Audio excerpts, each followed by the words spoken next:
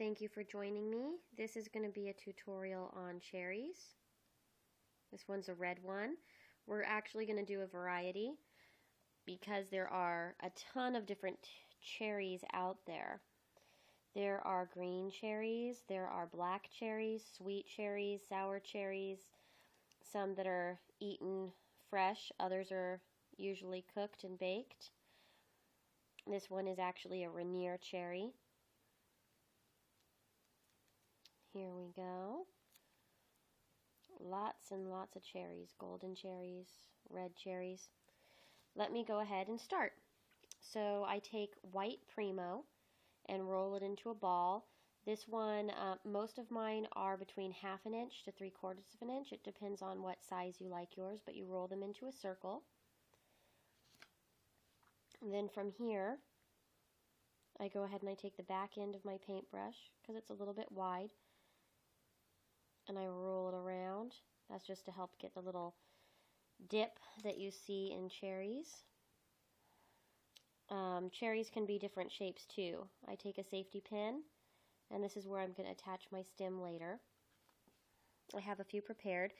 I'm going to start with the lightest color so I don't mess up my paintbrushes, but I take a variety of paintbrushes, and once you start using them, they do tend to collect the pigment that you're using, so I use those for that particular color when I'm painting. So first we're going to do a green cherry. Here I basically took a ton of pastels and I made a whole palette. The first one's like a yellow ochre. You can see the color. And I start painting it on.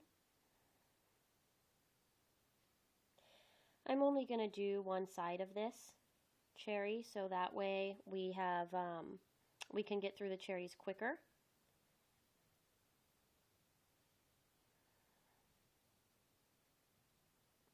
But for this one I use a yellow ochre color. I also use a more neon color.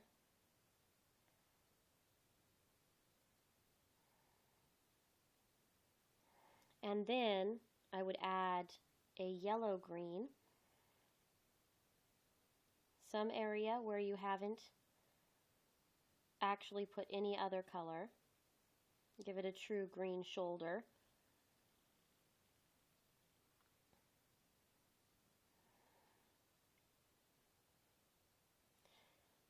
What I really like about cherries, apples, peaches, a lot of different types of fruit trees, you actually get multiple colors. So here you see yellow and you see green. I would tend to put green on one corner and then on the opposite side towards the bottom, and I'd let a lot of the yellow stay on the remaining part. The green is the blush where the sun starts to ripen it. So that's your green cherry. Now I'm going to do a golden cherry. Golden cherry is the same yellow ochre base, and I get it mostly over the top.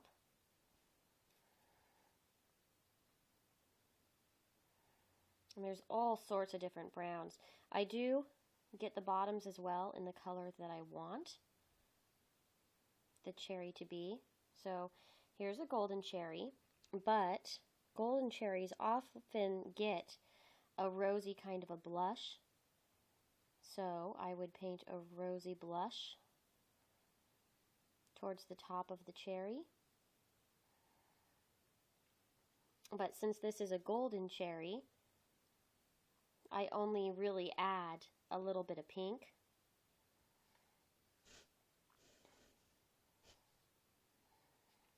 So there's my golden cherry. Now we're going to do the Rainier Cherry. The Rainier Cherry is a very pretty sweet cherry. I start with a little bit of a yellow base, that's the lightest color, and keeps me from getting my brush too dark in the beginning. And then the rest I use a salmon sort of a color. I paint it over the yellow in a lot of areas, and I paint also on the white portions of the cherry as well. But I like with the pastels you can build up color.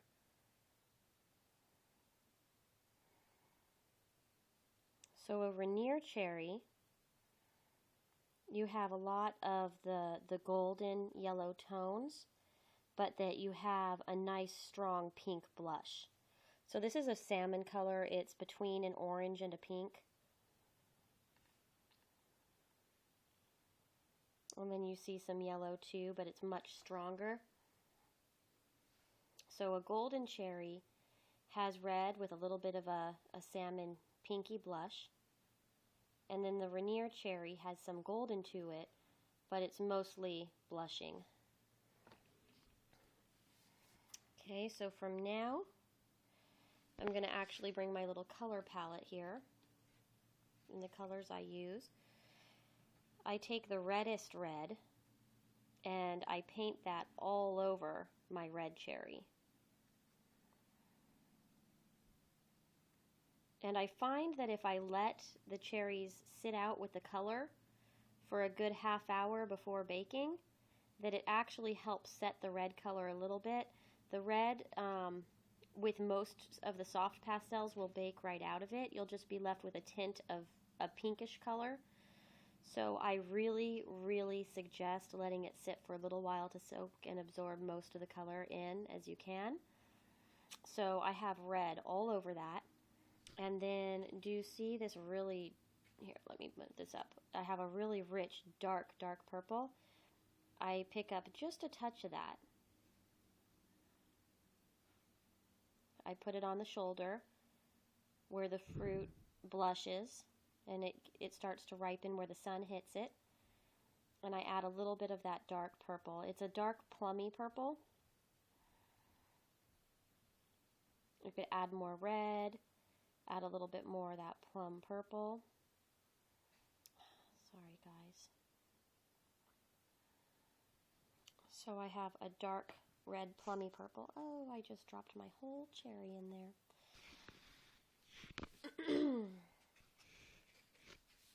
And that one is more of a red once it bakes. Here's a picture of it. Since I just dropped that one, I wanted to show you. So here we have a nice rich red, but the plum actually helps give it a deeper color. And now I'm going to do a cherry that's a really nice rich plum cherry. I take a little bit of that really dark purple you see right here, and I mix it with that lavender color and red. I put those kind of next to each other so you can see how I mix it. So I actually do mix this one. As you can tell, it's getting kind of like an interesting sort of a plummy color. And all of it does not integrate. You could see how it's changing to a rich plum, and I actually just paint it with just that. So I'll paint it with that one all the way around. I don't add a blush to this one. For some reason, when you actually mix these three colors, once you cook it, you actually, when you're varnishing it, it really does, it gives you little hints of all the colors that was mixed in there, and it's really pretty together. And then for the very, very last one, I'll mix a little bit of red with a little bit of that plum color, because the black cherries do have a hint of red typically, but it's still really dark. It has purples, and there are actually some cherries that have almost like a midnight blue reflection kind of cast to them. So here is my black cherry. If you don't feel like it has enough red, you could add red to it. This is really dark and hard to see, I know. And then I want to show you one more color. Now there are cherries that are also, they look black with a blue sheen. If you want those, I do the purple, and then I add a little bit of this dark midnight blue. It's like a navy blue. And I add that to the shoulders and the base of the opposite side when I'm doing it. But I like having the different colors I paint with show in different areas to make it look like the sun was naturally ripening it, sorry. Okay, so here we're going to do the stem.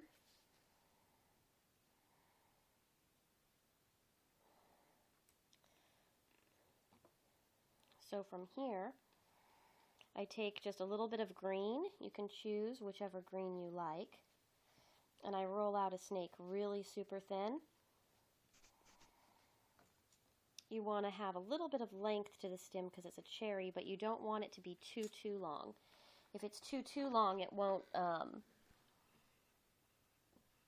we go. If the stem is too long, it will fold over and bend while you're cooking it and lay flat. So here I'm going to put a little tiny bit of TLS right in the base of the cherry. And I pick the stem up with my safety pin to help control it better. You can actually bake the stems and then stick them in if you want. Because of how thin they are, they'll remain relatively fragile and can be broken off. And then I give it a little bit of a bend for the curve that the cherry has. And you're not really getting a chance to see here. For some reason it looks very orange. It's much pinker in person, but you get the golden tones and then you get the pink tones. And it cooks really nicely. So here I'm going to show you the bracelet I made for it. So this is a cherry variety bracelet. So I have my green cherry, a black cherry, my Rainier Cherry that has a nice blush to it. There's the front, so it has a golden tone, but it also has the pink tones as well. This is actually pink on this back side. It's showing orange because of the lighting for some reason. And I wish you can really see the depth in here. This is the plummy sort of colored one. And in person, it looks almost like watercolor. You get to see very tiny specks of the different colors that are in there.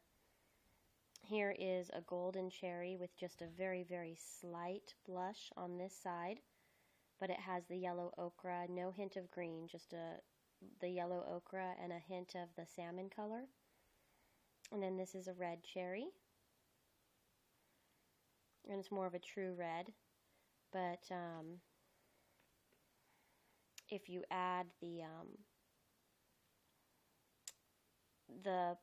the dark purple color to the top, it does get much richer and more of a blue-based red than a orange red. Well, I hope you like the video. Go ahead and subscribe if you want to see more. Go ahead and comment. Let me know what you like. Go ahead and give me thumbs up if you think I'm doing a good job.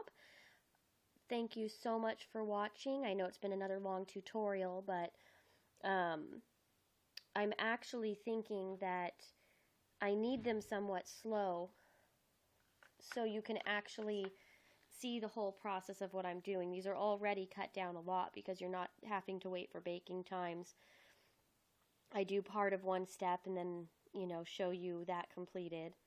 So I'm trying to make them quick as possible, but I want to make sure that if somebody is beginning with clay, that they actually have a better chance of completing a project. I know a lot of you are probably already well versed in clay and have the idea, so feel free to bounce around and scroll through to skip ahead if you want, if you're one of the masters of clay. I'm going to continue writing the tutorials. I'm behind on writing them right now, but I will be getting all of them up there soon in the descriptions. let's see what else. We're going to be changing themes here real soon. At the end of next week, it's going to be rainbow themes, and that's when I'm going to be doing rainbow snow cones, rainbow lollipops, rainbow cake. Trying to think of all sorts of rainbow items in there for you guys. You could feel free to leave comments about what type of rainbow items you want. I'm going to see if I could get 1 or 2 more cherry tutorials up and then finish up all the written tutorials this week so we could start fresh with rainbow tutorials next weekend. Thank you so much. Bye.